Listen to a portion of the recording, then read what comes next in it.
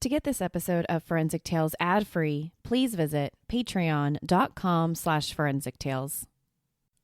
Forensic Tales discusses topics that some listeners may find disturbing. The contents of this episode may not be suitable for everyone. Listener discretion is advised.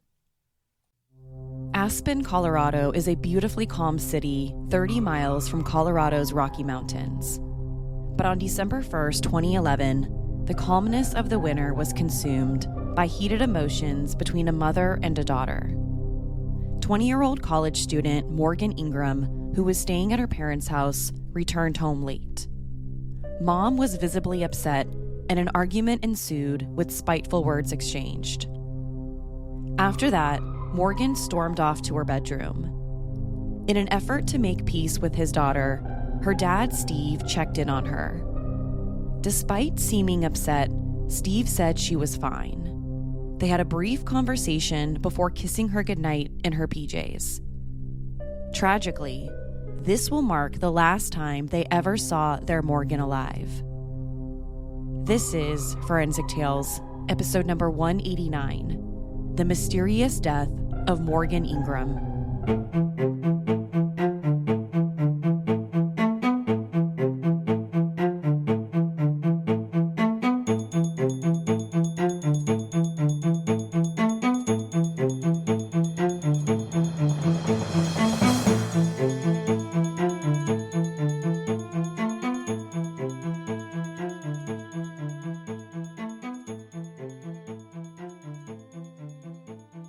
Welcome to Forensic Tales. I'm your host, Courtney Fretwell Areola. Forensic Tales is a weekly true crime podcast covering real, spine-tingling stories with a forensic science twist. Some cases have been solved with forensic science, while others have turned cold. Every remarkable story sends us a chilling reminder that not all stories have happy endings.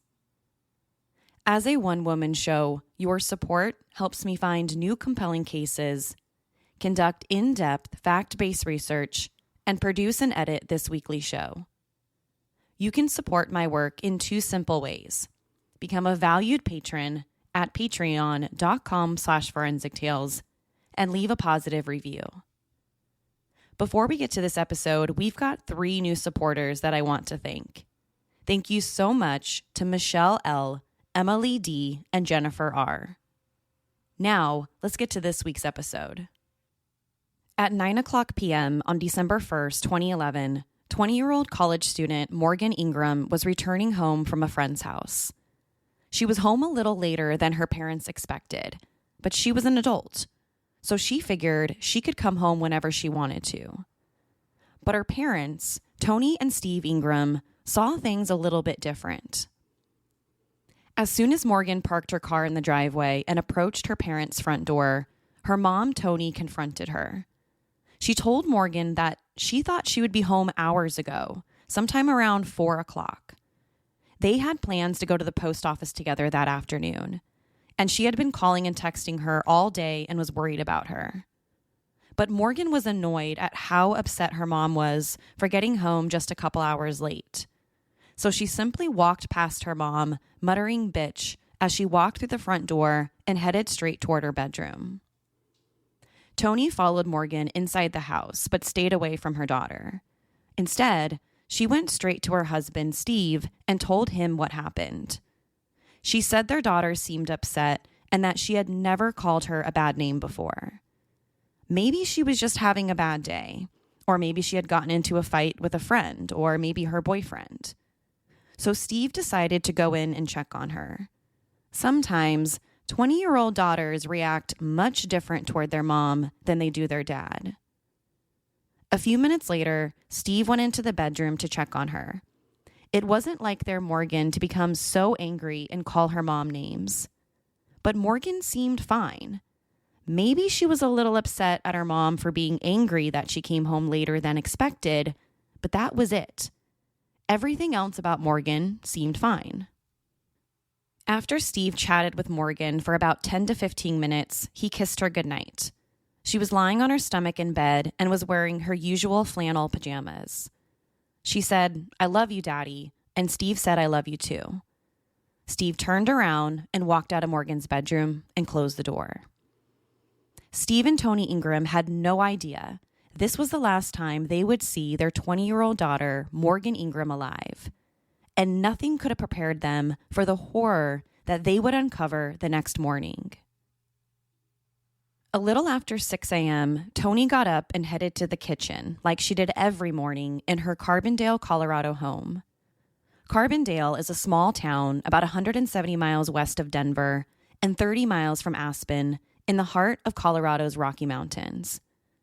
Unless you're from Aspen, it's not a place people think of when they think of Colorado. After stopping in the kitchen, Tony decided to go to Morgan's room to check on her. She knew she was angry with her the night before, but figured her daughter was over it by then. So she knocked on Morgan's bedroom door, but she didn't hear anything. So she knocked again, but nothing. Tony opened the door and walked in. When she opened the door, she saw Morgan lying on the bed, but something seemed off. Tony tried to wake her up, but Morgan didn't move. Each time Tony called her name, she didn't respond. After that, Tony ran down the hall and woke up Steve. She told him she went to Morgan's bedroom to check on her, but she wasn't waking up. She tried shaking her and still nothing. So Steve followed Tony back to their daughter's bedroom. He figured that maybe she was just in a deep sleep and was having trouble waking up.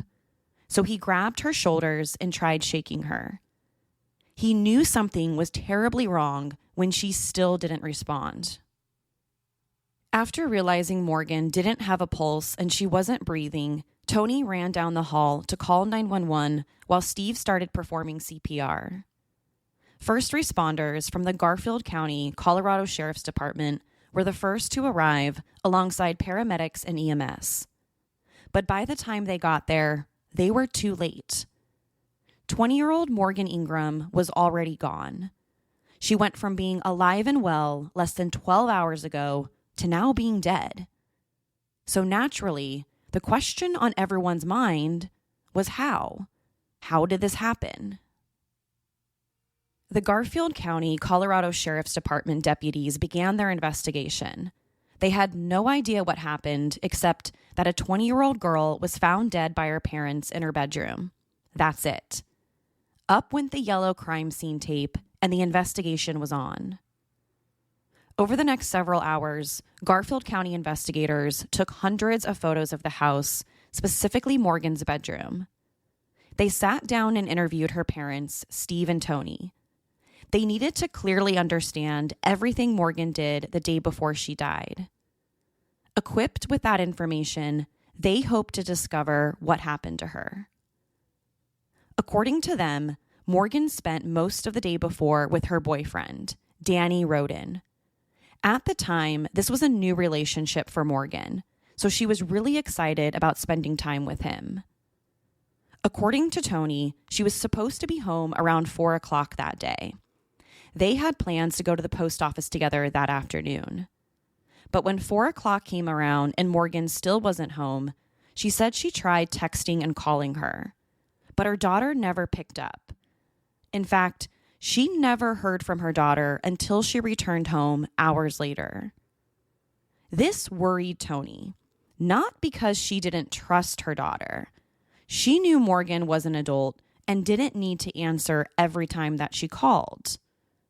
But because Morgan had a stalker.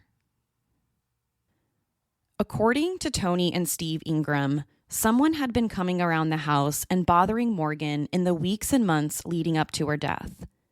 It started about 4 months earlier, and Morgan was upset and freaked out. So when she didn't pick up the phone and was late coming home, Tony started to worry, and she thought it might have something to do with the stalker. Tony told Garfield investigators that when Morgan finally did come home hours later around 9 p.m., she was visibly upset. She called her mom a bad name as she walked through the front door and went straight to her bedroom. Although she didn't mention anything about the stalker, she worried something might have happened. But Steve had a different recollection of how Morgan was acting. He said that after Tony told him about the name-calling incident, he went into the bedroom to check on her. And he said Morgan seemed completely fine.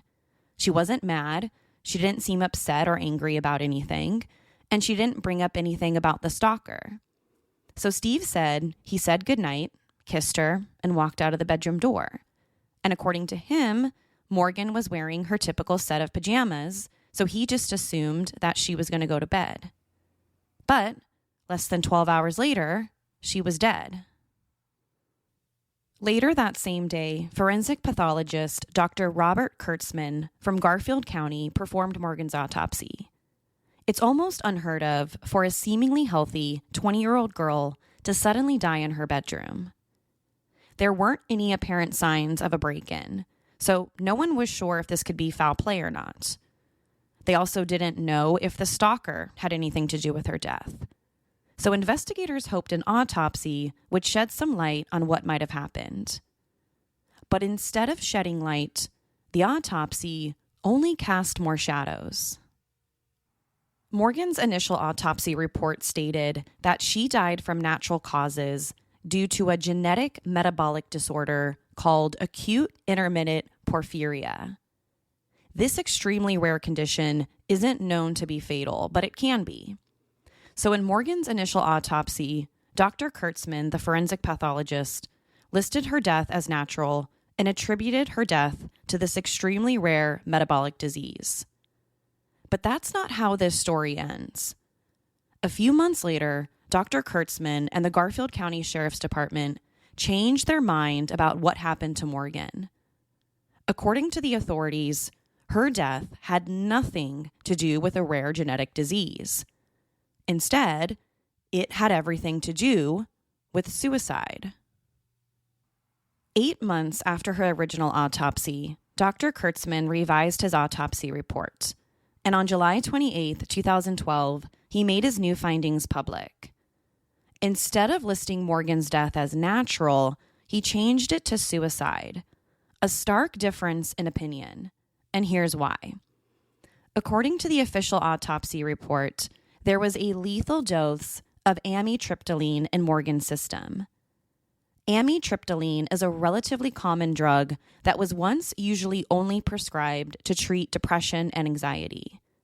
But when this particular drug is taken at lower doses, it's also good for treating pain, especially pain caused by nerve damage. But the amount of this pain medication in Morgan's body wasn't consistent with therapeutic levels. She had fatal levels of the drug in her system at the time of her death. According to the autopsy report created by Dr. Kurtzman, the post-mortem blood level of this type of drug can increase by an average of 3.1 times when compared to ante-mortem samples, or samples taken from someone still alive. This means that people taking the drug over long period of times may experience higher levels than someone who wasn't taking it for a long time. Based on her medical history, Morgan was first prescribed the drug in 2003. According to her parents, Steve and Tony, Morgan started getting sick around 11. She had terrible stomach aches and headaches for months, so they decided to take her to the doctor to get checked out. And after being examined, the doctor diagnosed her with irritable bowel syndrome, or IBS. So to deal with the IBS symptoms, the doctor prescribed her a low dose of amitriptyline. After Morgan got the prescription, she regularly took a low dose of it for about 8 to 9 years. But her parents said she had recently stopped taking it about a year before she died. She had reportedly told her parents that she didn't want to take pain meds for her entire life. She wanted to try more natural remedies to deal with her IBS, doing things like yoga, stretching, and meditation. At the time of her death, she was extremely active in yoga. She thought it might help with the IBS symptoms, and she didn't want to take her prescription anymore. According to Tony and Steve Ingram, the IBS attacks seemed to disappear once Morgan stopped taking her pain medications. Morgan felt much better without the drugs. But the forensic pathologist's findings seem to contradict Steve and Tony's story. The pain meds found in Morgan's system weren't consistent with a therapeutic amount, even if Morgan had decided to take a small dose that night she died. At the autopsy, she had a post-mortem blood concentration of 7,909 nanograms per milliliter of the drug in her system. Now, for reference, that is about 2.1 times higher than an average fatal dose. So that amount wouldn't be consistent with someone taking a prescription dose of the drug. So even if Morgan had decided to take the medication because she wasn't feeling well that night, she still had way too much of it. But it wasn't just amitriptyline they found in Morgan's blood at the time of her autopsy. They also discovered cyclobenzaprine, a strong muscle relaxant. The muscle relaxant was even stranger. Investigators knew Morgan had the pain medication prescription because she had been taking it on and off for years, so it made sense that she might have that particular drug in her system. They also knew that she had access to it because she probably still had a bottle or two of it in her medicine cabinet. But the muscle relaxant didn't make much sense. According to Morgan's parents, she didn't have access to that drug, and they didn't have a prescription for it in their house. So how did Morgan get it? And why was it in her system when she died?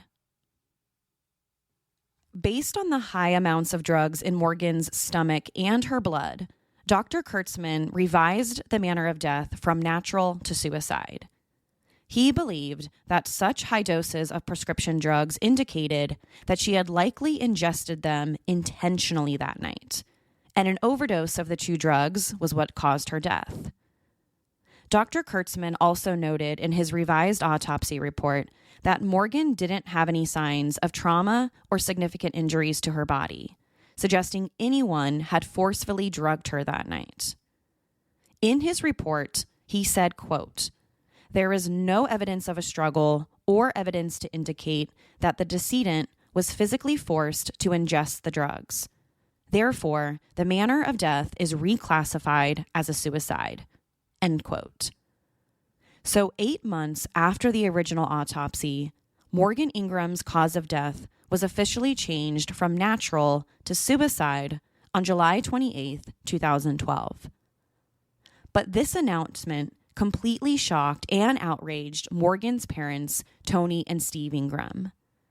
As soon as they heard the pathologist had changed his mind about what killed Morgan, they immediately went to him and the Garfield Sheriff's Office with their concerns.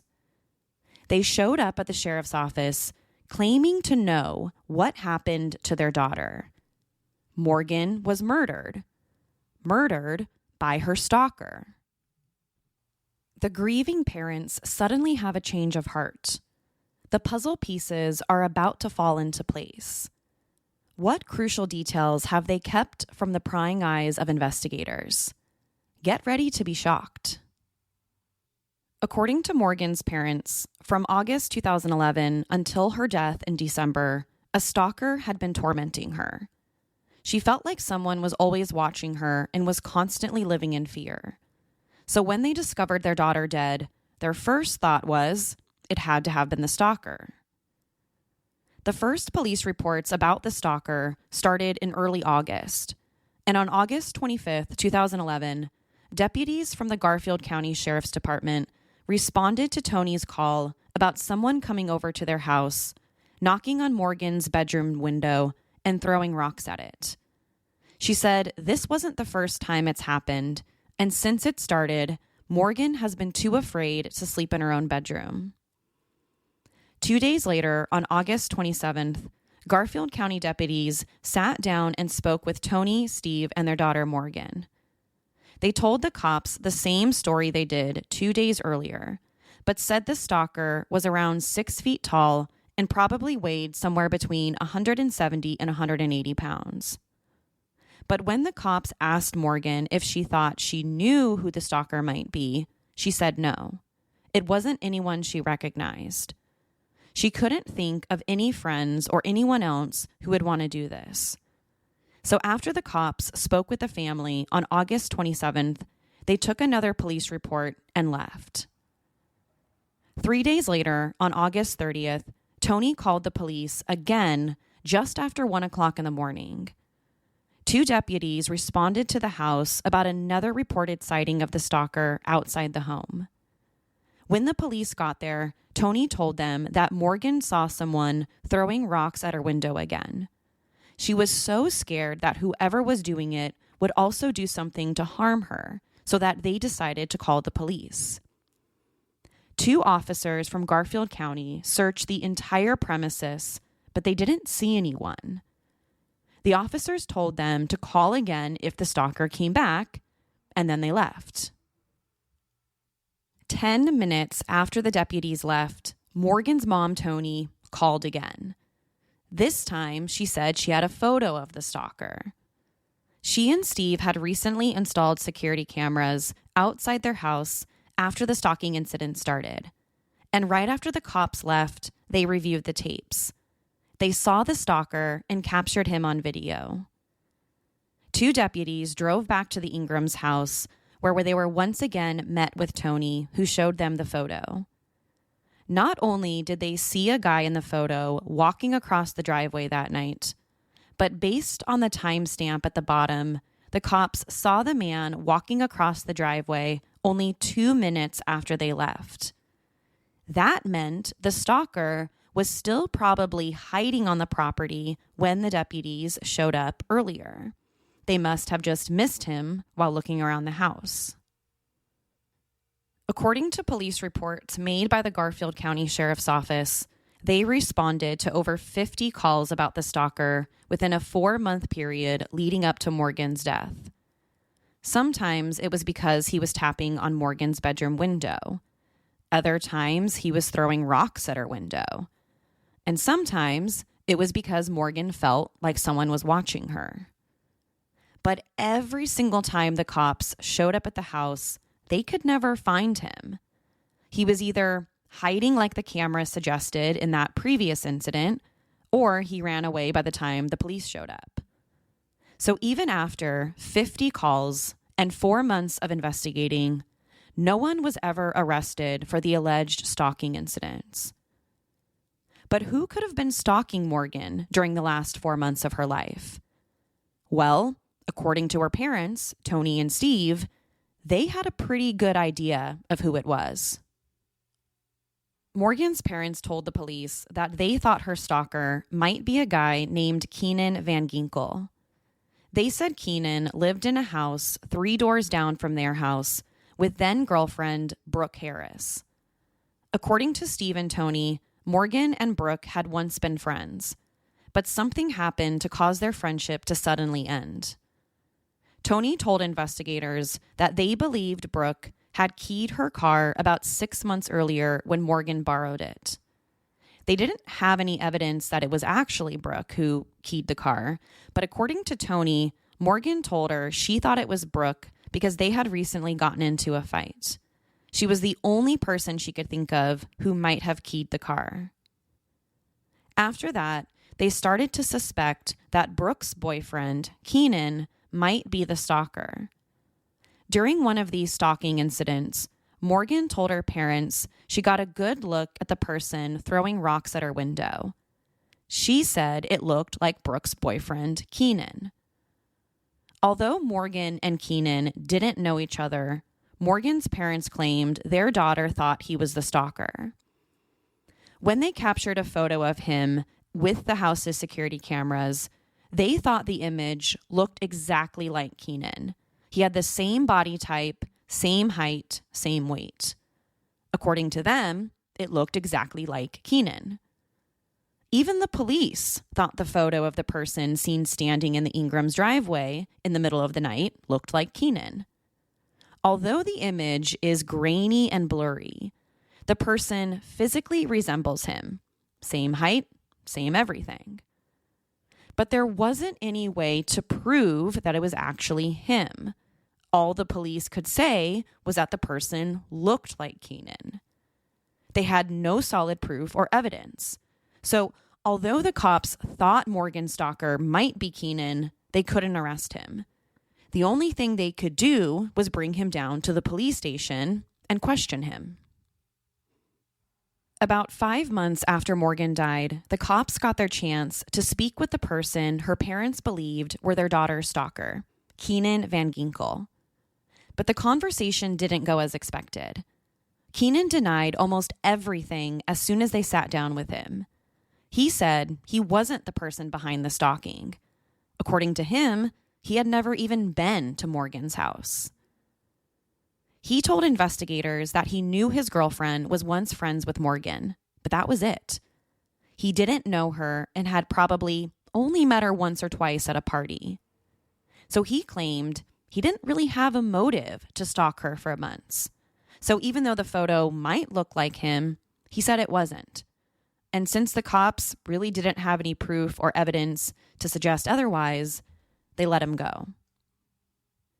It wasn't only Morgan's parents who knew about the stalking. When the authorities questioned a lot of Morgan's close friends, they said they also knew about it. Almost every single person the cops spoke to said Morgan had complained to them about what was going on. One of her friends even told investigators about a particular incident where Morgan told them that her stalker was standing in her driveway wearing large moose antlers. The whole episode freaked her out. So it wasn't only Steve and Tony who said that Morgan had a stalker. All of her friends also agreed. But following Keenan's interview with the authorities, neither he nor his girlfriend, Brooke Harris, were ever arrested in connection to the stalking investigation, and no one else was arrested either. To this day, there is still an open and pending case of felony stalking involving Morgan Ingram. And today, the true identity behind this so-called stalker remains a mystery even after her death. But this didn't stop Steve and Tony from claiming that a stalker might have killed their daughter. Not only did they have over 50 police reports about a stalker during the 4 months leading up to her death, but they also claimed to have additional evidence. Evidence that, according to them, proved Morgan was murdered and this wasn't a suicide.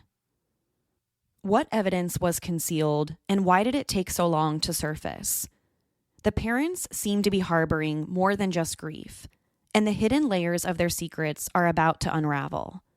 Prepare for a plot twist that will challenge everything you thought you knew about this case. When Steve said goodnight to Morgan the night before she died, he said she was wearing pajamas. That's why he assumed when he left her bedroom that night, she was just going to go to sleep. But she wasn't wearing pajamas when they discovered her body in bed the next morning. According to them, Morgan wore a completely different outfit than the night before. She was wearing what he described as street clothes, and her jeans were unbuttoned. So this made them wonder if Morgan had changed clothes sometime after her parents said goodnight to her, or maybe she left her bedroom that night. They also thought it was strange that her pants would be unbuttoned. Although there weren't any signs that someone had sexually assaulted her, her parents remained hesitant. They couldn't think of one single logical explanation for why her jeans would be unbuttoned. So to them, this pointed toward foul play. Someone had to have made her change clothes, or someone had to have unbuttoned her pants. Steve and Tony also thought Morgan's bedroom looked completely different from the night before. Steve said her bedroom was clean when he said goodnight to his daughter. Her clothes were put away, nothing was on the floor, and she was lying in bed with her pajamas on, getting ready for bed. But when they came in the next morning, the room was a complete disaster. There were clothes all over the floor. Her mattress looked like it was falling off the bed frame. The sheets were a mess. Everything was completely destroyed. It looked nothing like the bedroom it did the night before. They also said that a few items were missing from Morgan's bedroom. The first was 2 missing pillowcases, and the second was Morgan's pajamas. According to Steve and Tony, the pajamas that they say she was wearing the night before were missing. And to this day, they've never been found. Even after they searched through the entire bedroom, they never found them. So they have no idea what happened to them. Morgan's parents alleged that a weird beanie was found in the bedroom directly underneath the window. And according to them, the beanie didn't belong to Morgan. Several years following her death, the story was featured on the television show Accident, Suicide, or Murder. And in the episode, the hosts, which included famous cold case investigator Paul Holes, had the beanie sent to a crime lab for DNA testing. When the DNA test results came back, the show said the lab found a mixture of 3 individuals' DNA on the beanie. The stronger contributor belonged to an unknown male, and there were 2 other weaker DNA profiles on it. But according to the television show, Morgan's DNA likely wasn't one of them. In other words, her DNA wasn't likely to be on the beanie found in her bedroom. So who did the beanie belong to? Well, her parents have always maintained their daughter didn't own anything like that. They claimed it was found on the bedroom floor the morning her body was discovered. To this day, the owner of the beanie has never been identified, and the unknown DNA on it remains a mystery. The biggest argument toward murder wasn't about the beanie or the missing pajamas.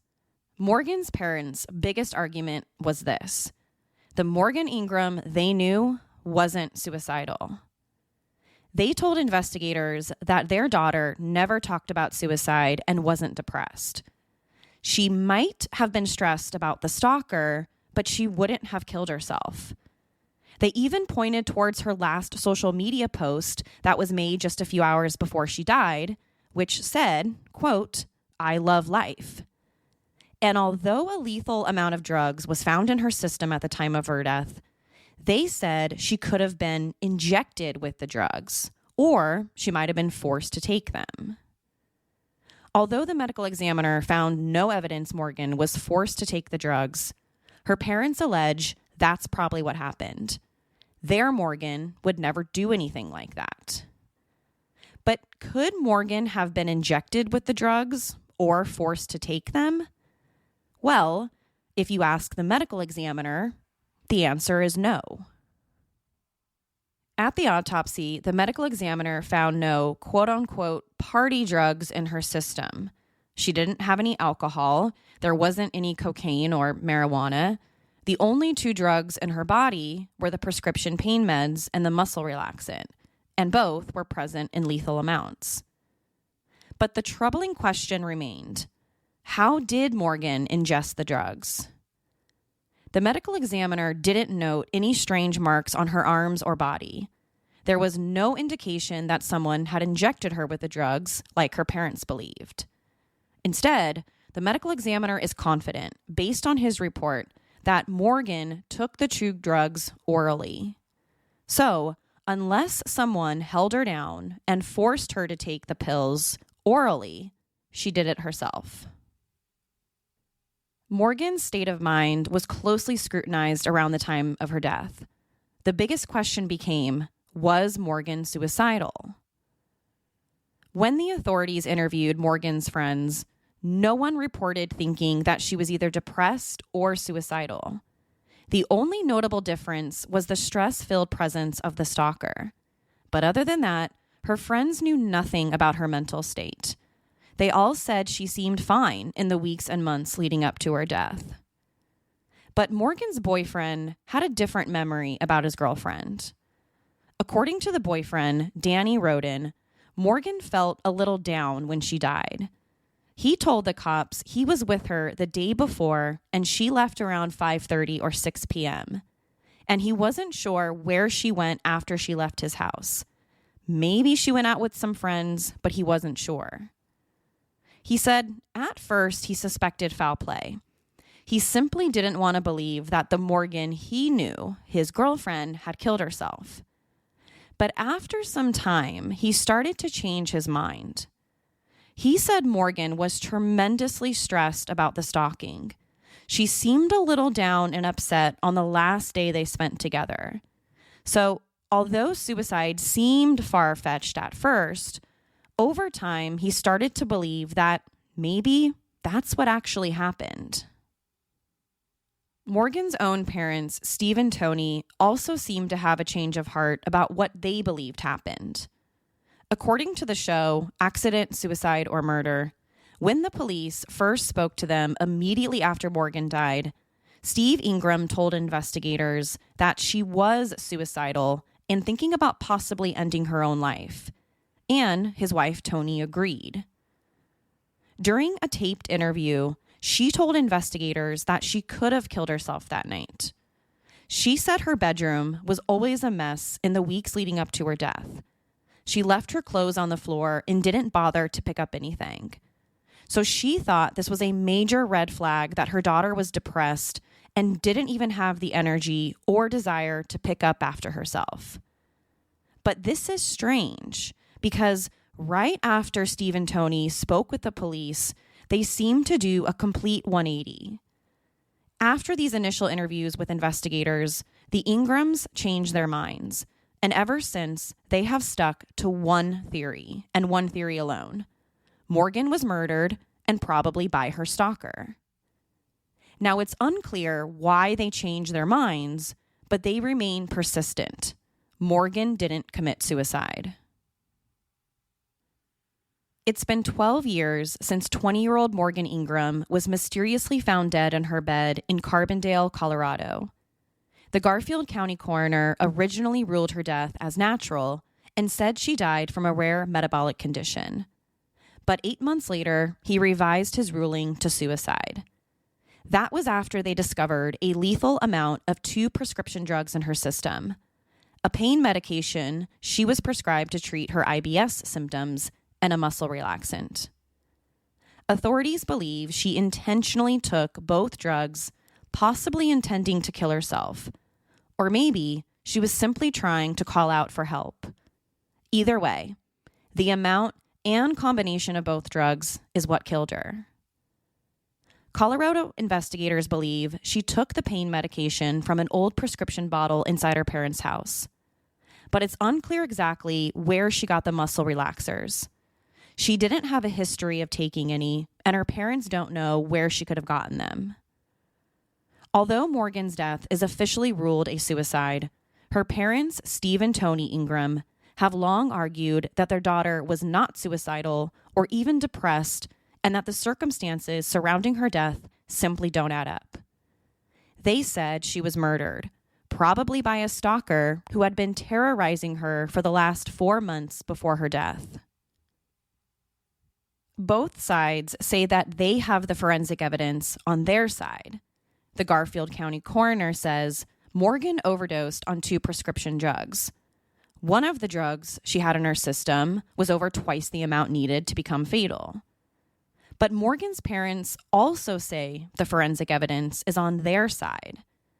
They say Morgan was forced to ingest the drugs, and the police ignored critical evidence.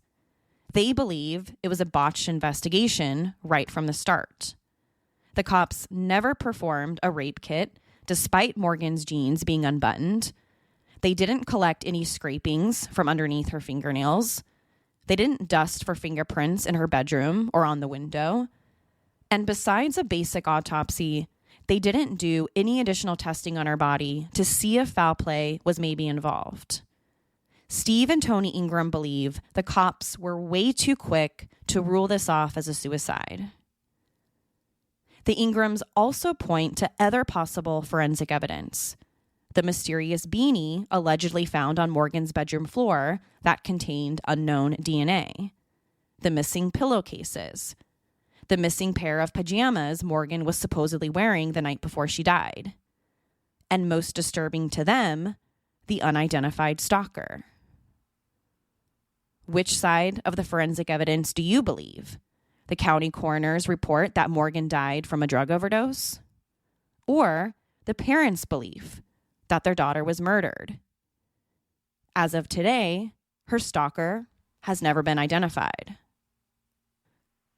To share your thoughts on the story, be sure to follow the show on Instagram and Facebook. To find out what I think about the case, sign up to become a patron at patreon.com/forensictales. After each episode, I release a bonus episode where I share my personal thoughts and opinions about the case. You'll want to listen to this one because I'm going to share what I think about Morgan's case.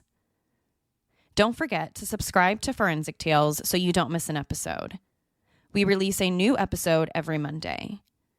If you love the show, consider leaving us a positive review or tell friends and family about us. You can also help support the show through Patreon. Thank you so much for joining me this week. Please join me next week. We'll have a brand new case and a brand new story to talk about. Until then, remember, not all stories have happy endings. Forensic Tales is a Rockefeller audio production. The show is written and produced by me, Courtney Fretwell Areola. For a small monthly contribution, you can help create new compelling cases for the show, help fund research, and assist with production and editing costs. For supporting the show, you'll become one of the first to listen to new ad-free episodes and snag exclusive show merchandise not available anywhere else. To learn about how you can support the show, head over to our Patreon page, patreon.com/forensictales, or simply click the support link in the show notes. You can also support the show by leaving a positive review or telling friends and family about us. Forensic Tales is a podcast made possible by our Patreon producers: Tony A., Nicole L., Paula G., Nicole G., Christine B., Karen D., Sherry A., Nancy H., Michael D., Elizabeth M., Nicola, Jerry L., Gary M., Brian W., James C., Natasha K., and Julia S. If you'd like to become a producer of the show, head over to our Patreon page or send me an email at courtney@forensictales.com to find out how you can become involved. For a complete list of sources used in this episode, please visit forensictales.com. Thank you for listening. I'll see you next week. Until then, remember, not all stories have happy endings.